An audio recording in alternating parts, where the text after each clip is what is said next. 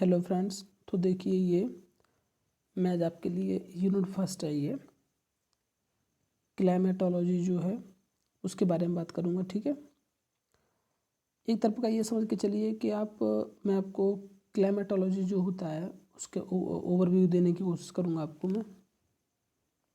ठीक है, तो चलिए हम बात करते हैं कि देखिए पहले अपन लोग बात करते हैं कि क्लाइमेटोलॉजी, ठीक है, और वेदर क्या होता है। ठीक है, क्लाइमेट और वेदर क्या होता है। ठीक है, तो बात ये होती है, देखिए आप जैसा कि जानते हैं पहले से ही, या फिर आप मतलब थोड़ा समझ भी सकते हैं कि जैसे देखिए क्लाइमेट जो होता है, पहले वेदर को समझिए आप। पहले वेदर क्या होता है, देखिए वेदर का मतलब बोलते हैं हिंदी में मौसम। ठीक है, मौसम बोलते हैं हिंदी में। ठीक है, अब देखिए मौसम क्या होता है। दरअसल मौसम का मतलब ये होता है कि मौसम सुबह ठंडा है, ठीक है, दोपहर को गर्म होता है, शाम को फिर ठंडा होता है। तो इसका मतलब ये हो गया कि जो वेदर है अब मैं आपको डेफिनेशन बताऊँ। Weather defines the condition for atmospheric, ठीक है,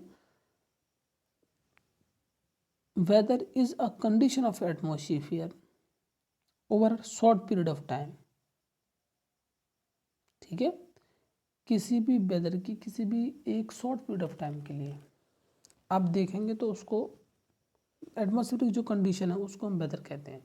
ठीक है, जैसे हम बोलते हैं कि सुबह मतलब दिन के किसी भी वक्त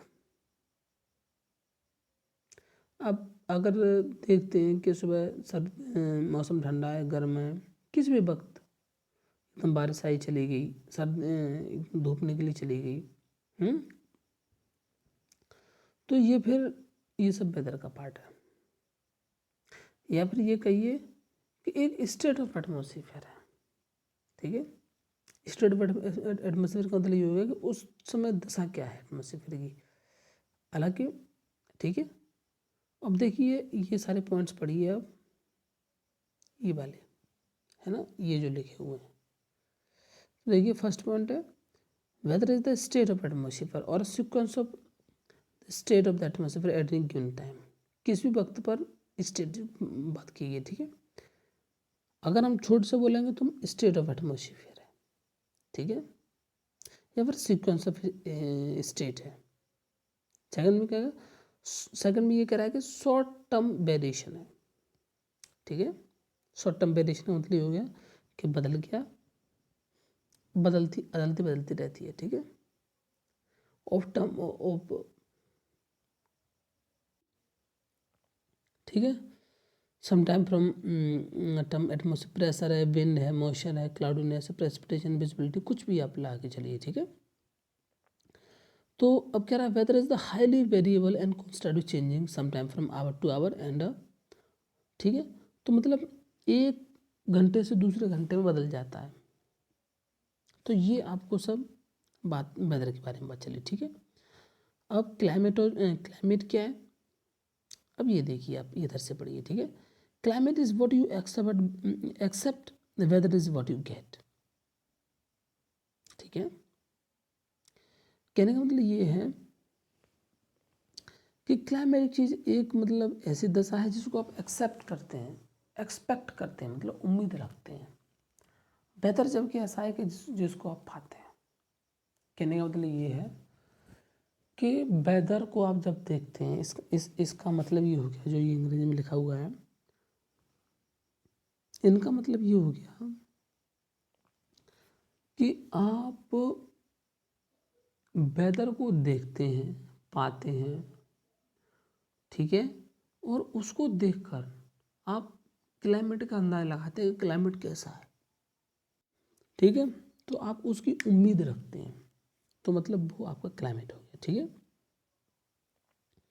अब देखिए ये बात, बहुत सारी बात देखी है कि WMO ये कहता है कि 30 ईयर्स, जो 30 ईयर का पीरियड है वो वाला है वो। ठीक है, अब देखिए डेफिनेशन देखिए, climate is the wider sense in the state including statistical description other of other climate. ठीक है, चलिए ठीक है, वो वाली बात दी गई। ठीक है, तो अब इन सब को एनालाइज करके मैं ये बात कह सकता हूँ आपसे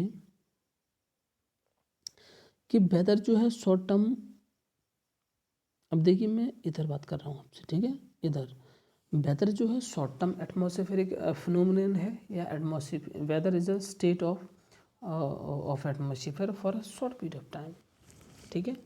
जबकि अगर हम क्लाइमेट की बात करें तो climate is the science that climate, अब देखिए वेदर और क्लाइमेटोलॉजी की बात कर रहे हैं यार, ये क्लाइमेटोलॉजी मतलब ये हो गया कि एक पूरा साइंस होगा ना, जैसे बायोलॉजी है, ठीक है। तो बात ये है कि क्लाइमेटोलॉजी एक ऐसा मतलब सब्जेक्ट है, मतलब हालांकि मैं इसको बताऊंगा अभी आपको मैं ये कैसे निकला है, ये जो है ये फिजिकल ज्योग्राफी में से है ना, तो वो भी बताऊंगा मैं आपको। खैर, लेकिन आप ये कह सकते हैं कि क्लाइमेटोलॉजी जो है वो एक ऐसी साइंस है जो जिसमें हम या फिर जो स्टडी कराता है हमको लॉन्ग टर्म एटमॉस्फेरिक कंडीशन का, ठीक है। क्लाइमेटोलॉजी को हम ये बात कह सकते हैं कि एक ऐसा it is such subject that in which भी स्टडी कह सकते हैं या फिर that study long term atmospheric condition, ठीक है। देखिए मैं आपको एक बात और बताऊँ, है ना, कि जैसे देखिए एक होता है मीटेरोलॉजी, ठीक है, वो भी वेदर की स्टडी करी जाती है, और क्लाइमेटोलॉजी में भी वो स्टडी करी जाती है, ठीक है। लेकिन दरअसल डिफरेंस ये है कि हम मीटेरोलॉजी में किसी पर्टिकुलर एक एलिमेंट की स्टडी करते हैं।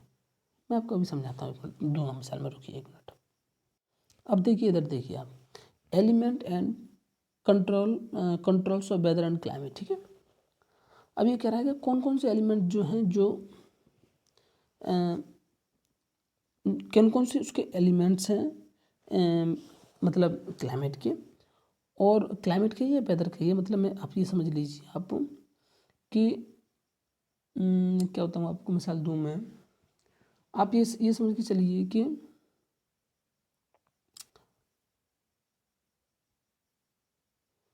ये आप समझ के चलिए कि ये फादर है, ठीक है, क्लाइमेट, ठीक है, ये एफ है और ये इसका सन है, ठीक है ना। ये आप मान के चलिए कि मतलब जब आप इसको स्टडी कर लेंगे, इसको सन को, तो जब आप उसको मिलाएंगे ना छोटे छोटे पीरियड के लिए, या फिर ये मान के चलिए कि एक बच्चे के एक फादर के कई बेटे हैं, तो आप ये मान के चलिए किसी सबको जब आप मना करेंगे कि मौसम सर्दी होती है, गर्मी होती है, इतना टेम्परेचर जाता है, ये होता है, वो होता है, टेम्परेचर इतना जाता है, मिनिमम रेनफॉल इतना होता है, तो आप फिर मिला के आपको क्लाइमेट मिलेगा, समझे। अब आप देखिए मिसाल देखिए मैं आपको एक बार और समझाऊंगा, वो थोड़ी डीप बात समझाऊंगा मैं। इसके एलिमेंट टेम्परेचर है, ठीक है, रेडिएशन है, एयर प्रेशर है, ह्यूमिडिटी है, प्रेसिपिटेशन है, विंड है, क्लाउडीनेस है, ब्राइटनेस, स्टॉर्म्स एंड विजिबिलिटी, ठीक है ना। अब बात ये है, ठीक है, इतने सारे तो इसके ही हो गए एलिमेंट्स। अब देखिए कंट्रोल, मतलब ये कहने का मतलब ये है कि आप इसको पढ़ेंगे क्लाइमेटोलॉजी में, जब पढ़ेंगे तो हम बात करेंगे उसके एलिमेंट्स क्या हैं, तो आप टेम्परेचर के बारे में पढ़ेंगे, ठीक है, सोलर रेडिएशन के बारे में पढ़ेंगे, आप एयर प्रेशर के बारे में पढ़ेंगे, मतलब ये आपके, मैं आपसे सिर्फ स्कोप की बात कर रहा हूँ आपसे, कि अभी आपसे बात करें क्योंकि क्लाइमेटोलॉजी का स्कोप क्या है, nature and scope of climate, मतलब जो फर्स्ट यूनिट होती है ना, उसकी ही मैं आपसे बात कर रहा हूँ। अब आप देखिए कि अब क्या रहा है कंट्रोलिंग फैक्टर, ठीक है। तो देखिए कंट्रोलिंग फैक्टर ये है, ये वाले, यहाँ से पढ़िए आप, धीरे धीरे करिए, ठीक है। लैटिट्यूड है, ठीक है, लैटिट्यूड है, और आपको एल्टीट्यूड है वहाँ की, ठीक है। लैटिट्यूड का मतलब ये भी मैं आपको एक नेक्स्ट वीडियो में बताऊँगा, लेकिन आप मिसाल ये समझ सकते हैं कि लैटिट्यूड का मतलब ये हो गया कि देखिए जैसे आपकी ये तो हो गई अर्थ, ठीक है, ये हो गया आपका जो डिग्री पे इक्वेटर, तो अब ये 0 से देखिए 1 2 3 4 ऐसे कर करके 90 इधर हो जाएगा, 90 इधर हो जाएगा, ठीक है। ये वाली 90 90 हो गई, और इधर से जो ये वाली होती हैं ये लॉन्गिट्यूड ये 360 हो गई, ठीक है। तो अगर हम ये वाली कहीं भी यहाँ 23.5 पे बात कर रहे हैं, ठीक है, तो ये आपकी लैटिट्यूड हो गई, ठीक है। जबकि लॉन्गिट्यूड बात करेंगे तो ये कहेंगे जैसे मान लीजिए ये समंदर है, ठीक है, ये आपका समंदर है, ठीक है। अब यहाँ से हम कितनी ऊंचाई की बात कर रहे हैं, 10 मीटर, 20 मीटर, 100 मीटर या 5 किलोमीटर। तो ये एल्टीट्यूड का मतलब होगा ऊंचाई कितनी है उसकी, और लैटिट्यूड का मतलब होगा कितनी डिग्री की बात की जा रही है, ठीक है ना। तो ये समझ पाएंगे आप। अच्छा, लैंड एंड वाटर। अब लैंड एंड वाटर का क्या है, लैंड एंड वाटर का मतलब ये हो गया कि जब वाटर की और कॉन्टिनेंट का जो मतलब अवेलेबिलिटी होगी तो उसके अनुसार वो चीज़ कंट्रोल होगी, वहाँ का क्लाइमेट, ठीक है ना। ये मतलब मेरा मुराद इससे ये है कहने का मतलब, क्या मान लीजिए कहीं कोस्टल एरिया, ठीक है, तो आप ये जानते हैं कि जैसे बॉम्बे वाला इलाका है अपना, केरल का इलाका है, तो उधर क्या है कि वाटर की अवेलेबिलिटी अच्छी खासी है। तो अच्छा, उधर क्या होता है, बात ये है कि आप खुद जानते हैं कि वाटर की क्या खासियत है, सर्दी में तो गर्मी का एहसास कराएगा, गर्मी में सर्दी का एहसास कराएगा। मतलब जब हम सर्दी में पीते पानी निकालते हैं तो मतलब वो गर्म होता है, और जब गर्मी में निकालते हैं तो ठंडा होता है, कहते हैं ना बड़ा शीतल पानी। तो मतलब उसी की ये खासियत है। तो मतलब आपको एक सपोर्ट करता है, मतलब आपको एक मतलब विपरीत चीज़ से एक तरफ की दिखाता है वो, उसका मतलब ये ही है। उसका एनामलस एक्सपेंशन ऑफ वाटर भी है, मतलब एनामलस बिहेवियर ऑफ वाटर, हालांकि वो अलग बात है खैर। लेकिन बात ये मतलब कि वो एक बहुत बड़ा मतलब कंट्रीब्यूशन देता है, उसका बहुत बड़ा योगदान है एक मौसम को लोगों के जीवन के लिए मतलब फेवरेबल बनाने में, ताकि जो भी उसके क्रिएचर्स हैं, है ना, जो भी वहाँ लोग रहते हैं, मान लीजिए एनिमल्स हैं या फिर हम ही लोग ह्यूमन हैं, तो हमको न सर्दी का एहसास हो सके न गर्मी का एहसास हो सके। तो ये मतलब ये बड़ा बहुत बड़ा, इसलिए ये क्या बोलते हैं, ये बहुत बड़ा मतलब मेन रोल प्ले करता है, ठीक है। अब डिस्टेंस फ्रॉम था लैंड एंड वाटर, ये वाली ही बात है, जितनी दूर होगा उतना ही कम प्रभाव होगा, जितना नज़दीक होगा उतना ज़्यादा प्रभाव होगा। लो एंड हाई प्रेशर सेल्स, ठीक है, इसका भी प्रभाव होता है लो एंड हाई प्रेशर सेल्स का, ठीक है। अब wind and air masses, wind and air masses का भी प्रभाव पड़ता है। विंड क्या करती है, एक जगह से दूसरी जगह हीट का डिस्ट्रीब्यूशन करती है ना, इधर की चल रही है उधर की चल रही है। Mountains and very very relief किस में प्रोवाइड करते हैं, रेन होने में मदद भी करते हैं, और ओशन करंट्स भी बहुत बड़ा मतलब रोल प्ले करती हैं, ठीक है। तो देखिए 8 ये हैं, है ना। अब तकरीबन याद रखिए, मतलब मेरा कहने का मतलब ये है कि इससे आप पढ़ लेंगे कि क्या क्या एक एलिमेंट्स हैं उसके। एलिमेंट्स का मतलब ये हो गया कि किन किन से चीज़ मिलके बना है वो, ठीक है। जैसे कोई भी होता है, एलिमेंट होता है, या फिर मान लीजिए कोई भी मैटर होता है, तो किस किस एलिमेंट से बना है, तो मतलब उसके कॉन्स्टिट्यूटिव पार्ट है। अच्छा, कंट्रोल का मतलब ये हो गया कि उस पर प्रभाव किस किस चीज़ का है ना। प्रभाव का मतलब ये हो गया, कंट्रोल का मतलब ये हो गया कि अगर इस चीज़ में जरा सी घटा बढ़ी हो तो वो उसको कंट्रोल करेगा, ठीक है। हालांकि ये कि ये एलिमेंट भी करेंगे, लेकिन एलिमेंट भी करेंगे ऐसी बात नहीं है, लेकिन ये बहुत बड़े कंट्रोलिंग फैक्टर है। एलिमेंट भी करेंगे, टेम्परेचर इधर उधर होता है तो फर्क है, लेकिन बात ये है कि जो ये वाले हैं ये प्रभाव डालेंगे इन लोगों पर। मेरी बात समझे, कंट्रोलिंग जो फैक्टर है इसके एलिमेंट पे प्रभाव डालेंगे, ऐसा नहीं, ये वाले प्रभाव डालेंगे। इनकी वजह से ये चेंज नहीं होंगे, इसकी वजह से ये चेंज होगा। एलिमेंट्स जो हैं इसके वो कंट्रोलिंग फैक्टर की वजह से चेंज होंगे, और एक दूसरी वजह से फिर सोसाइटी चलती है, क्या मुझ पर डिपेंड है, मैं यहाँ पर डिपेंड हूँ, इस तरीके से फिर तो एक साइकिल बन जाएगी। तो देखिए ये सोलर रेडिएशन जो वहाँ से आती है हमारे सूरज से, ठीक है। तो ये वाली सारी बातें, ठीक है। टेम्परेचर क्या है? टेम्परेचर किसी बॉडी की जो कितनी बॉडी हॉट है या कोल्ड है उसका पता पड़ता है, ठीक है। सोलर रेडिएशन क्या है? मतलब आप ये पढ़ते चलिए। सोलर रेडिएशन क्या है? Solar radiation is probably the most important element of climate. Solar radiation first and foremost है द सोलर रेडिएशन से हमारे यहाँ का टेम्परेचर बनता है, ठीक है। सोलर रेडिएशन का मतलब ये होगा कि सोलर की जो रेडिएशन आ रही है, जो हमारी किरणें आती हैं हमारी धरती पर, उनको वो कहते हैं एयर प्रेशर। का मतलब ये है कि एक ईयर कितना प्रेशर एग्जर्ट कर रही है एक पर यूनिट एरिया पर, ठीक है। एक सेंटीमीटर स्क्वायर एरिया में कहिए, वो घट बढ़ जाता है, खैर वो आप कितना लेना चाह रहे हैं, ठीक है। लेकिन आप ये कह सकते हैं कि एक एरिया पर कितने एक एयर प्रेशर लगा रही है, ठीक है ना। जैसे कि मान के, जैसे कि एक मिसाल लेके चलिए आप, कि मान लीजिए 1 सेंटीमीटर है, ठीक है। 1 सेंटीमीटर लंबा, 1 सेंटीमीटर चौड़ा है, ठीक है।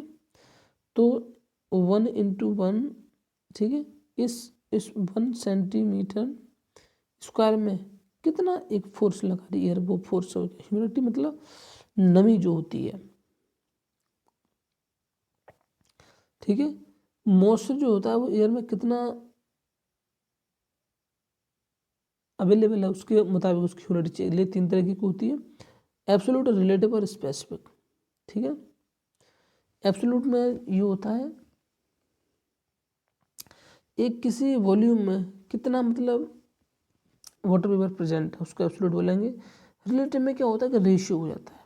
रिलेटिव का मतलब आप समझ गए होंगे कि रेशियो हो जाता है, मतलब एक कितना होना चाहिए और कितना है, ठीक है ना। मतलब एक सैचुरेशन लेवल पे जाकर वो कितना होल्ड कर सकती है, समझ रहे हैं आप।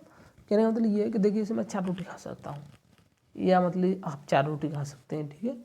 और आप खा कितने हैं? असल में 2, तो मतलब 2:4 जो है आपका एक रेशियो बन गया, तो मतलब 1:2 निकल के आ गया। तो वही है रिलेटिव, मतलब दूसरे के रिलेशन में क्या है एक्चुअल जो ये कर सकता है बंदा काम, ठीक है, तो वो वाली होती है रिलेटिव। स्पेसिफिक मतलब कहने का मतलब ये, स्पेसिफिक से ही समझ के होंगे आप। स्पेसिफिक मतलब वो खास हो गया कुछ, ठीक है। तो ये कह रहा है कि the mass of water vapour in a grams container in a kilogram of air and represent the actual quantity of moisture present in different, ठीक है। किसी भी खास एयर में ग्राम के मतलब उसमें कितने ग्राम पर किलोग्राम है, तो वाली स्पेसिफिक होगी, ठीक है। प्रेसिपिटेशन में कुछ नहीं है, ये टू द ग्राउंड जो आता है प्रेसिपिटेशन वही है, जो कंडीशन जो प्रेसिपिटेशन में आता है ना, कितना वाटर वेपर आ रहा है एयर से ग्राउंड में, वो होता है। मतलब इस लायक बारिश समझ लीजिए आप, ये थोड़ा बारिश ही है, मतलब कंडीशन करने वाला, ठीक है। तो बहुत सारे फॉर्म बता रहा है, हेलिंग है, स्लिटिंग है, डजलिंग है, फॉग है, मिस्ट, तो ये सब वाली बात है, ठीक है। अब कह रहा है विंड, विंड में और horizontal movement of air is called wind, ठीक है। मतलब जैसे देख एयर में तो एयर तो है ही, लेकिन जो इस तरीके चल रही है ना कि इस तरीके से हॉरिजॉन्टल चल रही है मतलब, ठीक है, तो उसको हम विंड कहते हैं, ठीक है। हॉरिजॉन्टल मूवमेंट ऑफ एयर है, उसको हम विंड कहते हैं। क्लाउडीनेस का मतलब हो गया, क्लाउडीनेस मतलब आप यही समझ लीजिए कि क्लाउडीनेस एक तरह का वाटर ही होता है जो अवेलेबल होता है उसमें, ठीक है। और मतलब हमें ऐसे पता पड़ता है कि जैसे देखिए लिखा भी है कि clouds are the suspended water in the atmosphere, ठीक है। ये कई प्रकार के होते हैं, ये इसके बारे में पढ़ेंगे हम, ठीक है। ब्राइटनेस ऑफ सन कुछ नहीं है, खैर जो कितनी सनशाइन हो रही है मतलब उससे पता पड़ता है। स्टॉर्म्स एक तरफ क्या बोलते हैं, ये जस्ट लाइक हवा टाइप की होती है, मतलब जो तूफान टाइप का होता है तो उसको बोलते हैं स्टॉर्म्स, ठीक है। तो अब देखिए कंपोजिशन ऑफ एटमॉस्फेयर। एटमॉस्फेयर क्योंकि हम क्लाइमेटोलॉजी में क्लाइमेट में एटमॉस्फेयर के ही हम इर्द गिर्द रहेंगे। अच्छा ठीक है, देखिए मैं आपको बात बता रहा था कि एलिमेंट्स में जो मैं आपको बात बता रहा था, मैं देखिए मैं उसको उधर बताता हूँ। देखिए जो मीटियोरोलॉजिस्ट होते हैं, मीटियोरोलॉजिस्ट जैसे मान लीजिए आप टेम्परेचर है, ठीक है, तो इसमें से मीटियोरोलॉजिस्ट का ये काम है कि मीटियोरोलॉजिस्ट टेम्परेचर की स्टडी करेगा वो, या फिर एयर प्रेशर की स्टडी करेगा, मतलब इसमें से एक एलिमेंट की स्टडी करना मीटियोरोलॉजिस्ट का काम है। जबकि क्लाइमेटोलॉजिस्ट का काम है सारे में स्टडी करके वहाँ के वेदर का बताना कि वहाँ ऐसे ये तरीके से हो रहा है, समझ रहे हैं। तो मीटियोरोलॉजिस्ट में और क्लाइमेटोलॉजिस्ट में बहुत बड़ा फ़र्क है। मीटियोरोलॉजिस्ट किसी स्पेसिफिक उसकी स्टडी करता है, तब क्लाइमेटोलॉजिस्ट सारी चीज़ की स्टडी करता है। ओके, तो मुझे उम्मीद है कि बात समझ आई होगी आपकी। देखिए ये कुछ बता रहा है कि एटमॉस्फेयर पर क्या होता है, तो गैसेस होती हैं, डस्ट पार्टिकल होते हैं, गैसेस होती हैं, ठीक है। कुछ गैसेस होते हैं, कुछ गैसेस की फॉर्म में वाटर वेपर और ड्रॉपलेट्स होती हैं, कुछ डस्ट पार्टिकल होते हैं, तो ये होती हैं। अब कह रहा है कि गैसेस ऑफ द एटमॉस्फेयर किस तरह की होती हैं, परमानेंट होती हैं, वेरिएबल होती हैं, कुछ मतलब उनकी फिक्स है, परमानेंट इतनी परसेंट होंगी, वेरिएबल तो कुछ इधर उधर होती रहती हैं, ठीक है। तो नाइट्रोजन ऑक्सीजन, ठीक है ना, ये वाले इतनी प्रेजेंट है, ये आपकी 21% बताते हैं, तो 21.9% है, और 71.8% है। मतलब कहने का मतलब ये है कि नाइट्रोजन और ऑक्सीजन ही मेन रोल प्ले करती हैं, बाकी तो सब ये है कि ये 99%, 1% में कार्बन, हाइड्रोजन, नियन और ये सब वाली गैस आती हैं, ठीक है। वाटर वेपर भी है आपका, ये सारा पॉइंट्स पढ़ लीजिए आप। बाकी डस्ट पार्टिकल है, स्ट्रक्चर ऑफ एटमॉस्फेयर क्या है, TSM, ये आयनोस्फीयर बना दिया गया है, बाकी तो एक्सोस्फीयर तक ही है मामला, ये है, लेकिन ये बना दी गई है, ठीक है। ट्रोपोस्फीयर, स्ट्रेटोस्फीयर, मेसोस्फीयर, TSMIE कर लीजिए आप, ठीक है। 7 किलोमीटर से 16 से 18 किलोमीटर तक इसकी हाइट है, इसमें कोई बात नहीं है, मतलब ये वाली बात है। और आप धीरे धीरे मैं आपको इसके बारे में बताऊंगा आपको मैं, है ना, ये आप पढ़िए थोड़ा थोड़ा कर से, ठीक है। अब ये वाली बात है, देखिए change of weather take place in troposphere, change of weather condition do not take place in stratosphere, मतलब उधर जाके मतलब होता है, सब कुछ ट्रोपोस्फियर में होता है। This is an ideal layer for flying aeroplanes, ions are found in abundance in ionosphere. The ions reflect back radio waves that may pay most communication system. Ionosphere की वजह से हमारे ये सब कम्युनिकेशन होते हैं, और एक्सोस्फीयर में जाके बहुत कम डेंसिटी होती है। अब देख लीजिए किस तरीके का बना है, ठीक है ना। आप इससे में आपसे देखिए एयर प्रेशर किस तरीके से कम हो रहा है ऊपर की तरफ,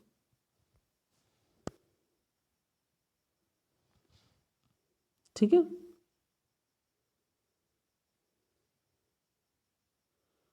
मतलब प्रेशर किस तरीके से कम हो रहा है, आप देखिए इस वैल्यूज में, जैसे जैसे हम एल्टीट्यूड में बढ़ते जा रहे हैं उस तरीके से किस तरीके से प्रेशर कम हो रहा है। और देखिए मैं आपको डिटेल में ही बताऊंगा आपको ये। तो thank you for watching this video, ठीक है ना। इधर से आप देखिए, and if you like it then hit the like button and subscribe to our channel. और मैं आपको और भी बताऊंगा इसको, अभी मैं इसको डीप ले जाऊँगा, अभी तो मैं थोड़ा एक मोटा मोटा सा आइडिया दे रहा हूँ मैं आपको। तो ये मैं इसकी क्या नाम है लिंक भी डाल दूँगा मैं डिस्क्रिप्शन में, ताकि आप इसको भी डाउनलोड कर सकें। तो गाइस थैंक यू।